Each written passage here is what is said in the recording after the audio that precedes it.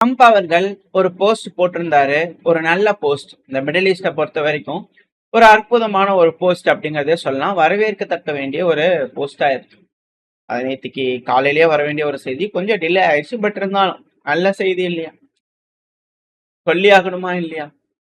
அப்படிங்கிற விஷயங்கள். அதனால ஃபர்ஸ்ட் ஸ்டார்டிங்ல என்ன நடக்குது அப்படிங்கறத பார்க்கணும். டீல் அப்படிங்கிறது ஈரானோட, இஸ்லாமிக் ரிபப்ளிக் ஆஃப் ஈரானோட கம்ப்ளீட் ஆயிடுச்சு. எல்லாத்துக்கும் கன்கிராச்சுலேஷன். நான் அதனால ஃபுல்லா ஆத்தரைஸ் பண்றேன். ஸ்ட்ரைட் ஆஃப் ஹார்மோஸ் ஓபன் பண்ணுங்க. சைமல்டேனியஸா நான் ஆத்தரைஸ் பண்றேன். எல்லா நேவல் பிளாக்கடையும் ரிமூவ் பண்ணுங்க அப்படிங்கிறது போல ட்ரம்ப் அவர்கள் ஆணையிட்டுட்டார். So let the oil flow, start your engine, oil flow அப்படிங்கிறதோட சொல்லிக்கிறார். ஸோ எல்லா வண்டிகள் இன்ஜின் ஆன் பண்ணி கிளப்புறதுக்கு வழியா பாருங்க அப்படிங்கிறது போல ட்ரம்ப் அவர்கள் ஆணையிட்டுட்டார். கேலிபாஃப் அவர்கள் ஈரானோட பார்லிமெண்ட் ஸ்பீக்கர், அவர் என்ன சொல்லிக்கிறாருன்னா, ஈரானோட மக்களே நன்றி, வரலாறு காணாத அளவுக்கு நம்மளோட அந்த ரெசிலியன்ஸ், இது பிரேவரிக்கான ஒரு பரிசு. ஆர்ம்டு ஃபோர்ஸோட பிரேவரி, மக்களோட ரெசிலியன்ஸ், இதுக்கான ஒரு வெற்றி. ஈரான் ஒரு சிக்னிபிகண்டான ஸ்டெப் வந்து பாத்தீங்கன்னா போயிட்டு இருக்கோம் வெற்றியை நோக்கி. யாரு நம்மள அழிக்கணும் சரணடையணும்னு சொன்னாங்களோ அவங்க முன்னாடி நம்ம ஜெயிச்சு காமிச்சிருக்கோம். அவங்க தோத்துட்டாங்க. நம்ம வி ஸ்டாண்ட் ஃப்ரிம் அப்படிங்கிறது போல வந்து பாத்தீங்கன்னா கேலிபாஃப் அவர்கள். அடுத்த ஈரானோட foreign ministry spokesperson Ismail Baghaei அவர்கள், அவர் என்ன சொன்னார்னா, நாங்க இம்ப்ளிமெண்ட் பண்றதுல எந்த ஒரு அப்ளிகேஷன்ஸுமே இல்லை. அமெரிக்கா இல்ல ஜியோனிஸ்ட் ரெஜிம் இருக்கிறாங்க இல்லையா, அவங்க கொடுத்த வாக்குறுதியை ஃபுல்ஃபில் பண்ணலன்னா நாங்களும் வந்து பாத்தீங்கன்னா அதுக்கு எதிராக தான் இருப்போம். எங்களுக்கு வந்து மற்றபடி எந்த ஒரு விஷயமும் இல்லை, அவங்க கரெக்டா இருந்தா போதும் அப்படிங்கிறது போல ஈரானோட ஃபாரின் மினிஸ்டரான ஸ்போக் பர்சன்.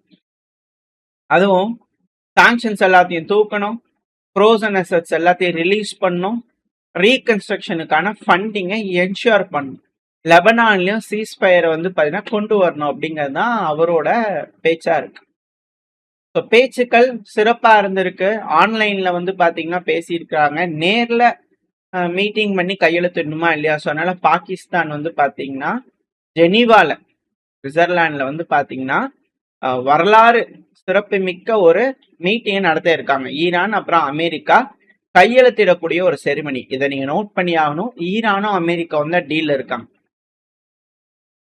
இது ஜெனிவால June 19 prime minister Shehbaz Sharif அவர்கள் இருக்கிறார் இல்லையா, பாகிஸ்தானோட பிரைம் மினிஸ்டர். ஸோ அவர் வந்து பாத்தீங்கன்னா இதுல முன்னாடி இருந்து தலைமை தாங்கி இந்த விசேஷத்தை சிறப்பா செஞ்சு வைப்பார், கையெழுத்திடக்கூடிய ஃபங்க்ஷன் அப்படிங்கிற சொல்றாங்க. மெமராண்டம் ஆஃப் அண்டர்ஸ்டாண்டிங் அமெரிக்காவுக்கு ஈரானுக்கு நடுவுல June 19 the time starts tick ஆயிட்டு இருக்கு இல்லையா.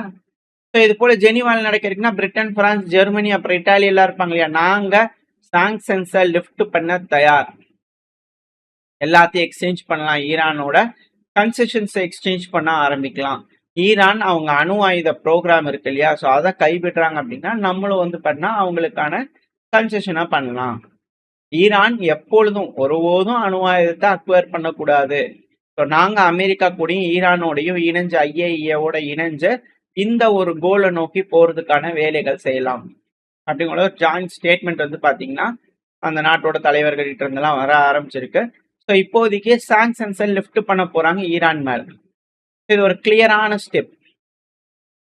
அமெரிக்கா டீல் படிய சாங்ஷன்ஸ் எல்லாத்தையும் தூக்குறாங்க. ஸோ ஈரானின் கட்டளைக்கினங்க அப்படின்னு வச்சுக்கலாமா, ஈரானோட டேர்ம்ஸ்ல இந்த டீல் நடந்திருக்கா அப்படின்ற கேள்விகள் வர ஆரம்பிச்சு. பணம் கொடுக்குறாங்க, சீஸ்ஃபயர் எல்லா ஃப்ரண்ட்லயும் வருது.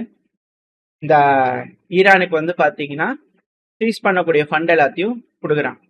ஜேசிபிஓல கூட இதுக்கு முன்னாடி இருந்தக்கூடிய ஒபாமா அவர்கள் காலகட்டத்தில் ஈரானோட போடக்கூடிய டீல்ல கூட சாங்ஷன்ஸை தூக்கல, ஈரானுடைய ஃப்ரோசன் அசெட்ஸை ஃபுல்லா பண்ணல, பணம் தான் கொடுத்தாங்க. ஆனா இப்போ பணமும் கொடுத்து சாங்ஷனையும் தூக்கி, பணமும் கொடுத்து சாங்ஷனையும் தூக்கி அவங்க நாட்டை ஸ்டேபிளைஸ் பண்றதுக்கான வேலைகளை செஞ்சு கொடுத்து இதெல்லாம் செஞ்சு அமெரிக்காவுக்கு வந்து பண்ண ஃபேவர் அப்படிங்கும் போது எப்படி அப்படிங்கிற கேள்விகள் இருக்கு. அமெரிக்கா அப்புறம் தெஹரான் இவங்களோட கையெழுத்திடக்கூடிய விஷயம் நடக்க இருக்கு இல்லையா? அது நடந்தாதான் இது எந்த அளவுக்கு உண்மை, இதுல என்ன நடந்திருக்கு, ஏது என்னங்கள்லாம் தெரிய வரும். ஆனா இப்பவே செய்திகள் வர ஆரம்பிச்சிச்சு. 3 பில்லியன் யூரோ பினான்சியல் ஷிப்மெண்ட் யுஏஇல இருந்து தெஹரானுக்கு போயிடுச்சு. இது ஃபர்ஸ்ட் இன்ஸ்டால்மெண்ட்டே ஈரானோட ஃபாரின் அசட்ஸ்ல இருந்து $3 பில்லியன் யுஏஇல இருந்து ஈரானுக்கு போயிடுச்சு. ஸோ இதை ஈரானோட மீடியாக்கள் வந்து பார்த்தீங்கன்னா ரிப்போர்ட் பண்ண ஆரம்பிச்சிருக்காங்க. ஸோ இந்த ஒரு அனௌன்ஸ்மெண்ட் ஈரான் அப்புறம் US MOU memorandum of understanding.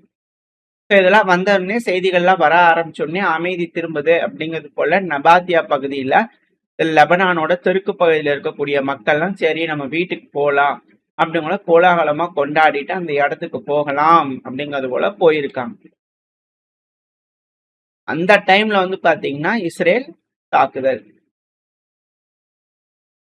Israel திரும்பவும் ஏர் ஸ்ட்ரைக் பண்ண ஆரம்பிச்சிட்டாங்க. எங்க?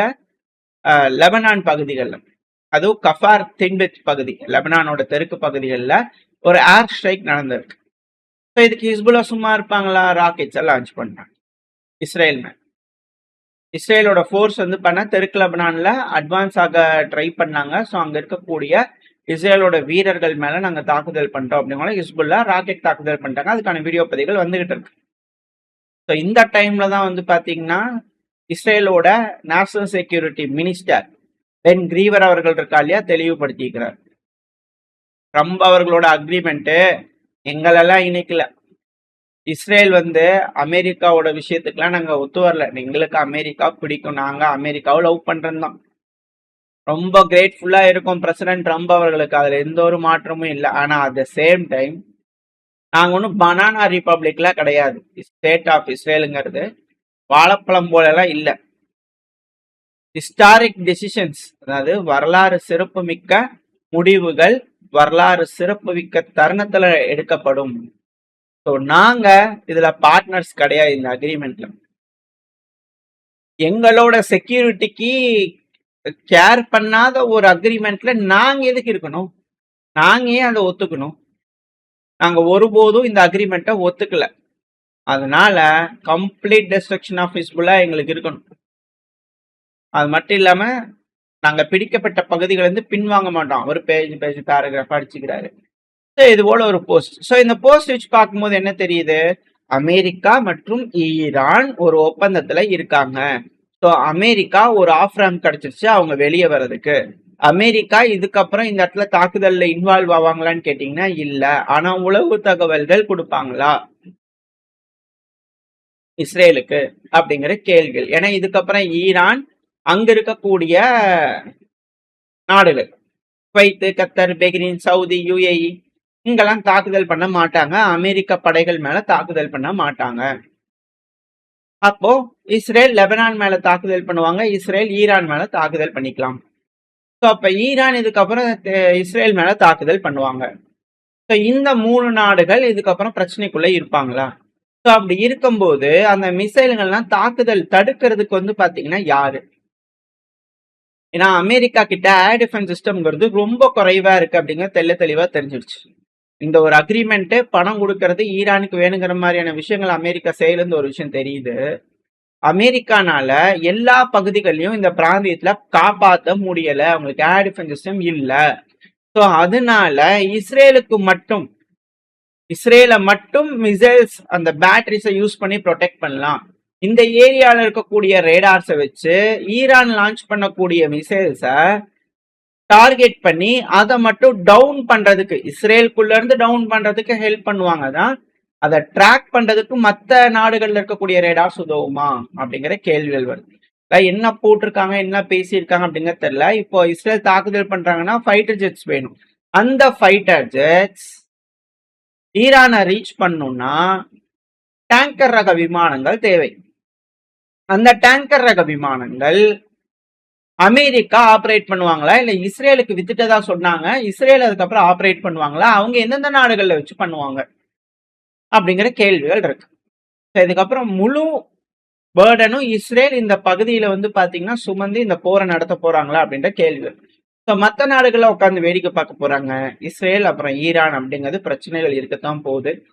அமெரிக்கா இந்த பிரச்சனையிலிருந்து விலக போறாங்க, அது கண் துடைப்பு நாடகமா இல்ல உண்மையாலுமேவா அப்படிங்கிறது வரக்கூடிய நாள், வரக்கூடிய காலம், வரக்கூடிய செய்திகளை வச்சு பார்க்க ஆரம்பிச்சோம்.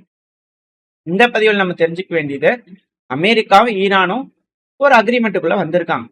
அது யாருக்கு நல்லது யாருக்கு கெட்டது அப்படிங்கிறது பார்க்கறத விட உலகத்துக்கு நல்லது அப்படிங்கிறத இருக்கக்கூடிய விஷயம். ஏன்னா எல்லாத்துக்கும் ஆயில் அண்ட் கேஸ் தங்கு தடை இல்லாம போகும். இதனால யூரோப்பியன் யூனியன் சிக்கலாகுது. அமெரிக்கா இந்த இடத்துல பிரச்சனை பண்ணாங்கன்னா, ஏன்னா யூரோப்பியன் யூனியன் ரஷ்யா கிட்ட இருந்து ஆயில் கேஸ் வாங்க மாட்டேங்கிறாங்க. நம்மளுக்கும் வர மாட்டேங்குது. இது போல உலக நாடுகளுக்கே அது பிரச்சனையா இருக்கிறது காரணத்தினால ஈரானோட அமைதியா ஒப்பந்தம் போட்டு கையெழுத்து போட்டு பிரச்சனையை முடிச்சு விட்டோம்னா இந்த இடத்துல போக்குவரத்துகள் நடந்துகிட்டு இருக்கும் சீர சிறப்புமா. தாக்குதல் அப்படிங்கிறது இஸ்ரேல் ஒரு சைடு பார்த்துக்கிட்டு இருக்கட்டும், பண்ணிட்டு இருக்கட்டும். இப்போதைக்கு இது கொஞ்சம் கோல்டு சைடா அட்டாக்ஸா மாத்திக்கலாமா அப்படிங்கிற யோசிக்கிறாங்களா அப்படின்ற கேள்வி. ஏன்னா இப்ப யூரோப்பியன் யூனியனோட ரஷ்யா கூட ஏதாவது ஒரு எஸ்கலேஷன் வந்துருச்சுன்னா நாளைக்கு அது சிக்கலா மாறிடும் இல்லையா, அவங்களுக்கான சப்ளை லைன்ஸ்லாம் எல்லாம் போயிடும் இல்லையா. ஸோ அந்த ஒரு காரணத்தினால இது போல வேலைகள் நடக்குது அப்படின்ற கேள்விகளும் இருக்கு, அச்சங்களும் இருக்கு. வெயிட் பண்ணி பார்ப்போம். தற்காலிகமா இந்த போர் நின்றுருக்கு அப்படிங்கிற பலரால சொல்லப்பட்டாலும் இந்த போர் நின்றுக்கு பல நாடுகளுக்கு ஆயில் கேஸ் வரப்போகுது. அது ஒரு நல்ல செய்தி.